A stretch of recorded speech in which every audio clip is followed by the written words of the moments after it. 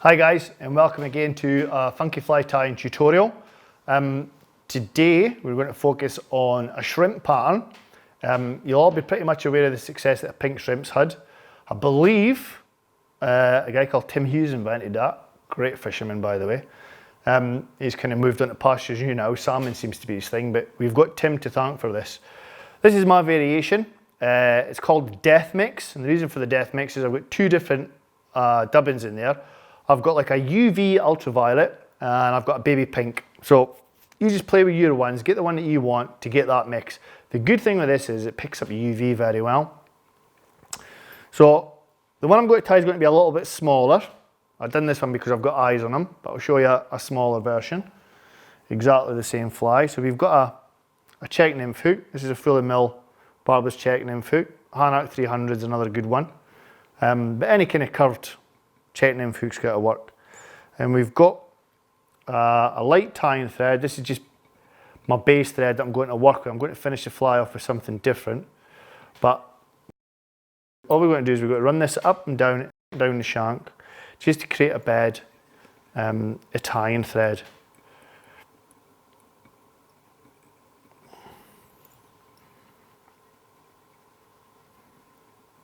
And that's got to be our base to work from. A simple fly really, but one that just works very, very well. Whether you tie that in pink, I mean you can use this actual tying for any shrimp that you wish. However, for the pink, it's just very, very good. So the next thing we're going to do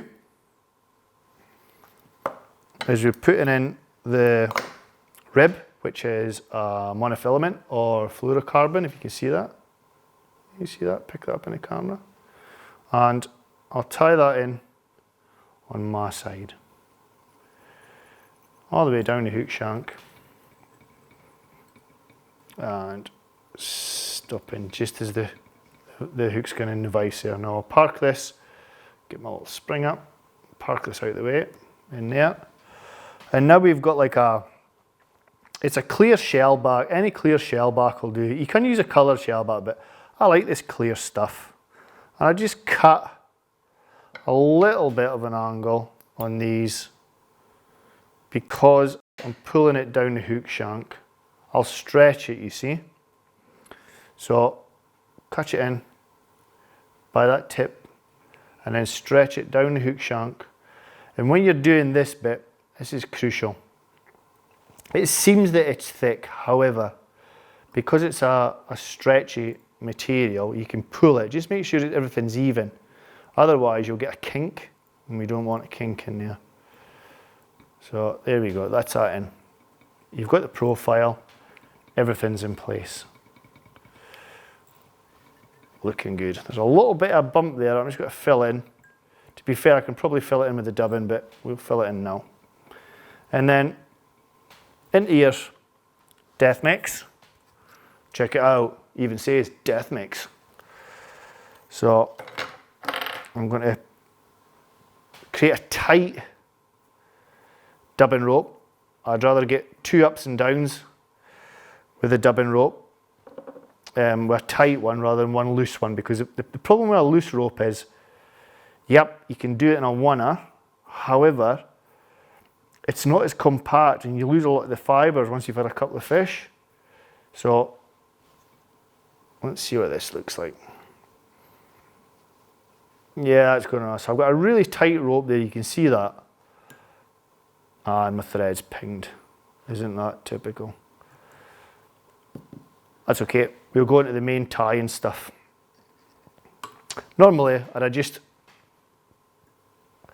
rethreaded that, but for the purpose of the video, we'll just go into the normal stuff now. Because I've got a floss rather than a thread, this is what I finished the fly with. You're best putting a little bit of moisture onto the floss for it to adhere, for the dubbing to adhere.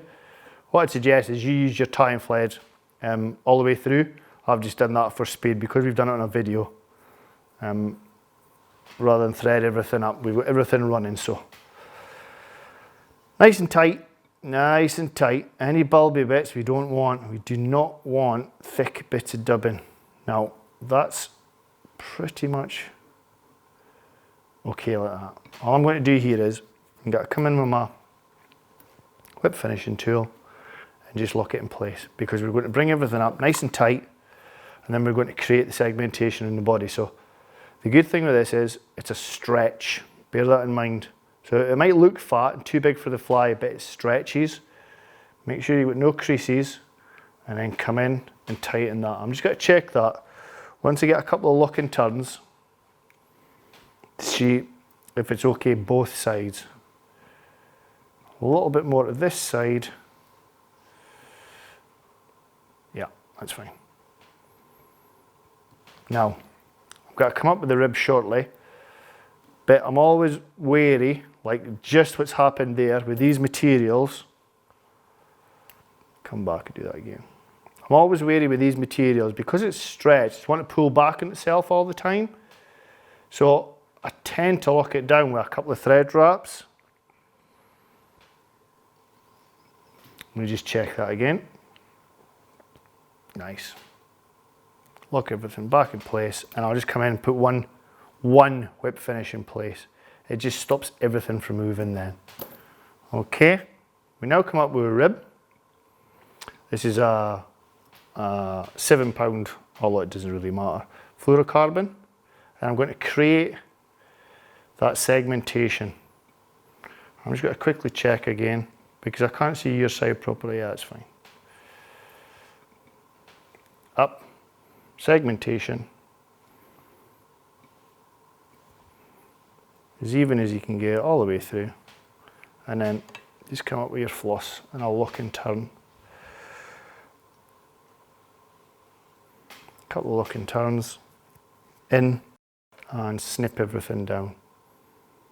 You'll have to forgive me for keep itching my face. I just managed to get fluff everywhere. Right, there we go. So now it's just a case of tidying this area up. And we want to create a big head because I want to put eyes on it. Now, in order to do this properly, finger tip on the actual head and thumb, take your bobbin and spin it. You want that spin, spin, spin, spin, because what it's doing is it's tightening all the fibres of the floss, making it thinner and easier to tie with. And then you can come up as easy as you like, and you can get a lot more thread wraps on there, like that. And you want this big head, there's a reason for it. Get that big head, and then come in and whip finish. And the reason for the big head is I'll need to swap flies, is we're going to put some eyes on it. So I'm going to come in here with my dubbing brush. I'm just going to pull out some of these fibres. Pull them out, pull them out, pull them out. You've got a really good strong rib in there, so you can pull these to your heart's content. And that's why I did a tough, hard, tight dubbing rope. There you go, spot on. So we now varnish this. There's a couple of stages here. What I would suggest you do is get yourself a cocktail stick. I'm going to use a bodkin, but get yourself a cocktail stick. It saves your bodkin getting messed up. So we've got to tidy up any that's in the eye of the hook, like so. Okay, so that's your basic pink shrimp. So I've got one here, a pre-tied one, and I'll just quickly show you how we do the eyes. I need to grab another bottle of varnish, which means kneeling down, so bear with me. So this one's been varnished.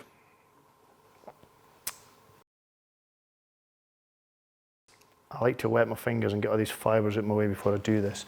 This is where you have to be careful, because if you spill this stuff, you can use hard head, you can use some of the UV resins, the black UV resins.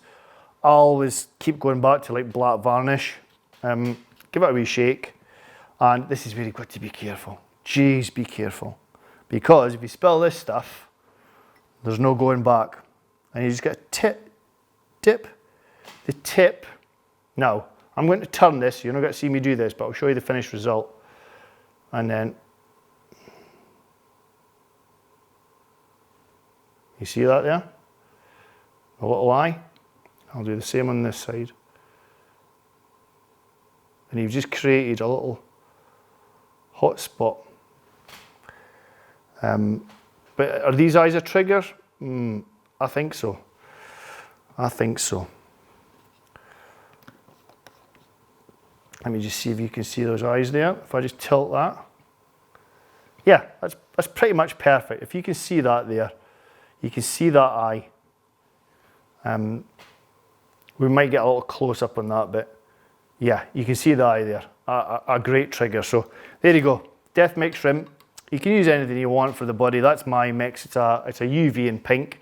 But it's the same process for tying any kind of shrimp patterns. Shrimps are great for fish. Let's make no bones about it. 99% of the stuff that they eat in our rivers is shrimpy or shrimp-like. So give it a bash. Great for grayling, and it will occasionally pick you up trout as well. Good luck.